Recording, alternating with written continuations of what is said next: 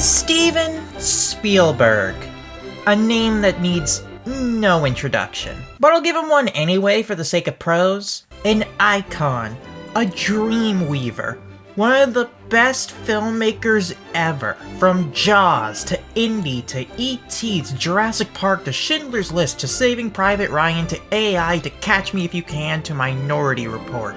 Spielberg is kind of a factory for cinematic classics. You'd be hard-pressed to find one person who wasn't permanently touched by one of his films, and the mark he's left on the industry is irreplaceable. You can't write the history of film without him. He's that important. So in a way, it's no surprise that Spielberg covering the very childhood love of films that brought him to us would grab a few eyes, particularly from young filmmakers like me. There's something about taking the quintessential myth maker of a generation and having him explain the emotional power of his greatest passion to you that's, well, spellbinding. It's like hearing a masterclass poet recite poetry about the beauty of words. No one knows it better than them. And it helps that autobiographical films by legends of the scene can be some of their best and most important works. Take Bob Fosse's masterfully tragic stripping down of himself and all that jazz. Ingmar Bergman's childhood epic Fanny and Alexander, Andrei Tarkovsky's cryptic ode to his family and Mirror, the political anger and emotional memories of Alfonso Cuarón's Y Tu Mama Tambien and Roma, and Fellini's childhood and adulthood odes, Amarcord and 8½. And now among all of those, The Fabelmans joins them, as arguably Spielberg's best film in over 20 years. By all accounts, this was an extremely emotional and personal film for Spielberg, with him apparently crying repeatedly on set. And that shows in the final product. Spielberg has always been one of the best directors at finding an emotional core to anchor a film with. And every bit of love he has for his family, the art of film, and the thankfulness he has for having made it this far shines through. There are few films that capture the magic of film as well as Spielberg did here. He manages to really put you in the mindset of, well, someone like me. Someone drunk on film who finds themselves obsessed with its possibilities, the scale, all of it. It channels that spark and blasts it into your consciousness. He shows the joy of realizing a creative vision, of finding the subtext, the value in a piece while making it. It made me want to make a short film as soon as possible leaving the theater. You just find yourself so entranced with how it presents the process. As someone who wants to do this for a living myself, it got me right in the heart. And I know that if I ever want to explain to someone why this is the career I want to risk everything for, I know what film to show them. And yet it's never too self-obsessed. Other films about filmmaking can alienate people. They can feel like a circle jerk of the industry. But this isn't just about film. It's about growing up, realizing the person you're going to become. Filmmaking is an outlet of discovery for the character of Sammy Fabelman, but it is not the only way he develops. The film contains these beautiful screenshots of Sammy's family life, with the collapsing marriage of his parents, played by Paul Dano and Michelle Williams, being an utterly fascinating look into his life. It's reminiscent of being a child. You only see glimpses and figure out from there. But in those glimpses, there is humanity.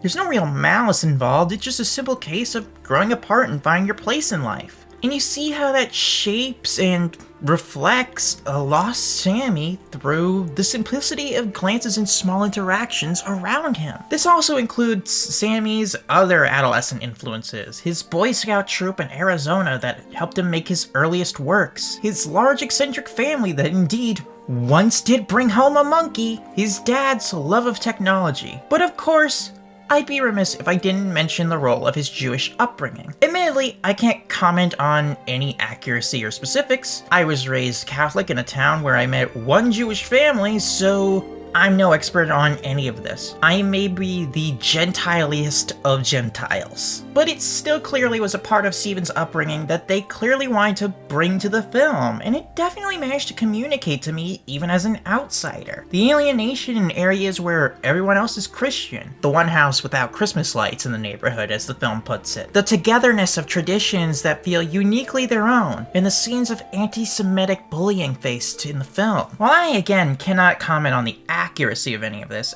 I can say that as an outsider, it felt to me like it was Steven and Tony expressing something personal.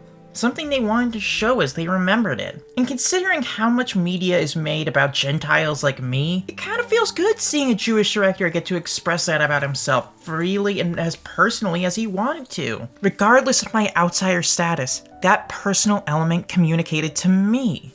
But I mean, that just encapsulates all of this film in a way. It feels so much like a labor of love, an ode to his upbringing, in the same way that you could feel his lifelong passion to make films like Schindler's List to honor his heritage, or Saving Private Ryan to honor his father's time as a soldier in World War II. You see here a desire to tell the world why film matters to him, why he puts his heart into it, and the family that helped him become the legend he's known as today. Hell, even the last name in the film is a cute personal reference. Spiel can be a reference to a play, and Berg as last name comes from the term Bergman, or mountain man.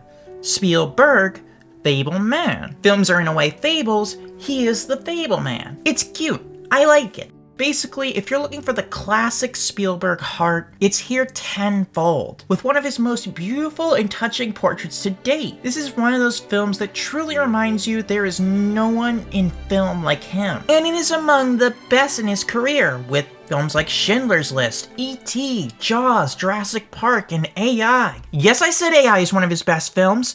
Deal with it! The Fabelmans is a film that made me proud to call myself a filmmaker, and I hope one day, like Spielberg met John Ford, I can be lucky enough to meet Spielberg himself and thank him for all he's done for cinema, including this excellent film.